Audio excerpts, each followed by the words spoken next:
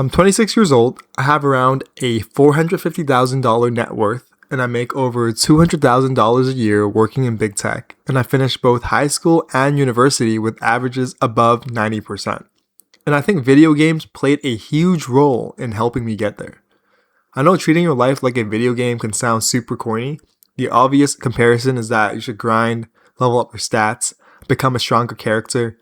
That idea has some value, but the bigger lesson for me was learning how to handle failure. When a boss destroys me in a game, I watch what happened, respawn, and try again. Maybe I dodged too early. Maybe my build needs work. Maybe I entered an area above my current level. The failure gives me information. In real life, we often turn one bad result into a judgment about ourselves. One bad grade means you're stupid. One awkward conversation means you suck at talking to people. Or even one failed attempt makes you question the entire path you're on. We make these moments extremely personal. Video games taught me to take the information, make an adjustment, and press continue. The first part of this is learning how to see yourself in third person.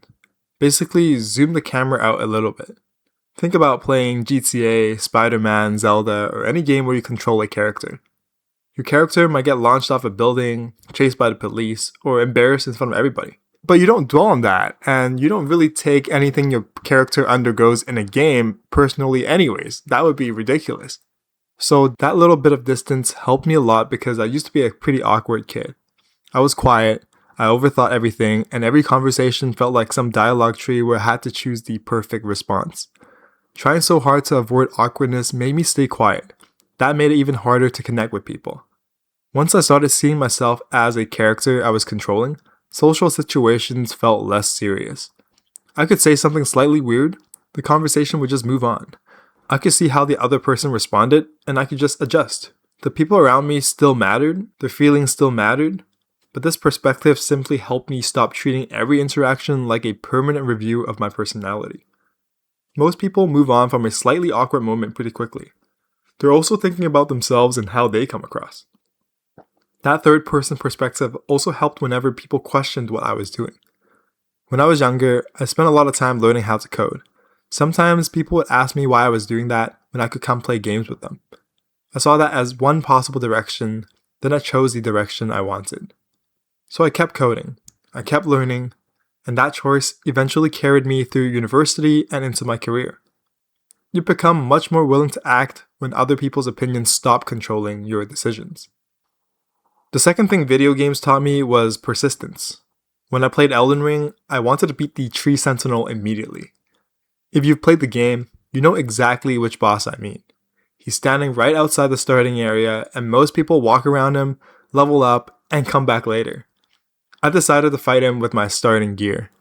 I died around 50 times, but each attempt taught me a little more about his attacks and the correct timing, and eventually, I beat him. My reward was a golden halberd that required higher stats than my character had at the time. The item itself barely mattered. The useful part was seeing how normal repeated failure felt inside a game. You die, the screen comes up, and a few seconds later, you're back in the world. You return with more information than you had during the previous attempt. That mentality became extremely important during my first year of university. At the university I went to, admission into your major happened after first year. Your grades determined whether you earned one of the limited spots. Computer science was extremely competitive at the time. This was around 2018, when the field was becoming much more popular and software engineering content was everywhere online. The cutoff was somewhere around 82 or 83%, so I knew I needed a strong average. One of my introductory courses covered logic, discrete math, and proofs. Most of those concepts were new to me, and proofs were the part I struggled with the most. Then I got a 55% on my second midterm. I had left almost half the paper blank. I remember walking out the lecture hall that day, sitting alone on a bench outside. It was gloomy and dark, and the weather matched exactly how I felt at that moment. I started thinking about backup majors. I thought I might lose my chance to study computer science. This whole plan I had for myself suddenly felt like it was falling apart. That was my real life "you died" screen. I felt terrible for a while. Eventually, I had to decide what I was going to do when the game loaded again. So I looked at the midterm like a failed boss attempt. What caused me to fail? Proofs. That was a mechanic I needed to learn. I gave myself one simple quest. Complete one proof question every day until the final exam. That was it. I followed through every day. Slowly, I started seeing the patterns. Questions that used to look like complete nonsense became manageable. Eventually, I understood why the proofs worked instead of staring at the solution and hoping it would somehow stick. By the time the final exam came around, it felt easy, and I finished the course with a 91%. That experience stayed with me because the 55% showed me exactly where my skills needed work. Once I knew what to train, I could focus my effort in the right place. That story also shows why quest matters. My main quest was getting into computer science. That goal was huge, and thinking about the entire thing every day would have created even more pressure. So I turned it into a daily quest. One proof question. Real life gives you slow and messy feedback. You can practice something for weeks and still feel like you're at the same level. Progress often becomes visible much later. But games show you the numbers. You see the experience points going up. You gain a level, you unlock a new ability. In real life, you have to create that feedback loop yourself. If you play something like Minecraft, you already understand how this works. Minecraft drops you in this giant world and lets you decide what you want to do. Maybe you want to build a house, so you start collecting wood. Then you need tools. From there, the next objective becomes clear. You create your own quest and work backwards from it. Real life works in a similar way. You choose the larger goal, then decide what action moves you towards it today. If you want to become better at programming, choose one specific thing to build. If you want to become more comfortable talking to people, make your quest starting one conversation. Keep the objective small enough to finish, then repeat it. Eventually, your skills start improving in the background. Something that used to require all your focus slowly becomes part of your normal life. There's also a limit to how far you should take this. Gamifying every part of your life can turn into another form of obsession. You start tracking every second of your day, measuring every hobby, and judging every activity by how productive it was. That creates pressure around parts of life that should help you recover. Good players also understand when to change their approach or return to a boss later.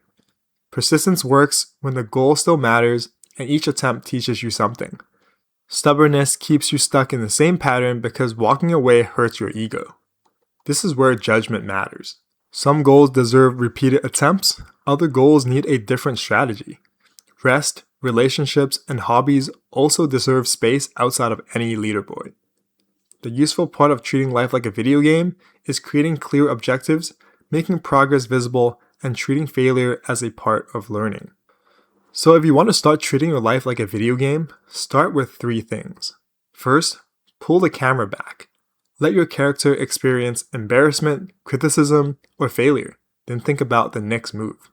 Second, press continue. Look at what happened and figure out what mechanic you need to learn.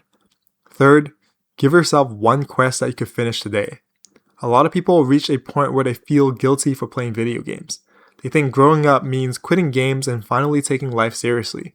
But games can teach you skills that carry into real life. They teach persistence. They encourage experimentation. They show you how small actions slowly build a stronger character. Now take that energy and point some of that towards yourself. Real life keeps the level ups hidden. Progress often feels slow while it's happening. Then a few years pass, you look back and you realize your character is living a completely different life. So pick your next quest. Accept that failure will happen along the way. Use each attempt to learn something and keep moving. Eventually, you might become just as invested in leveling up your real character.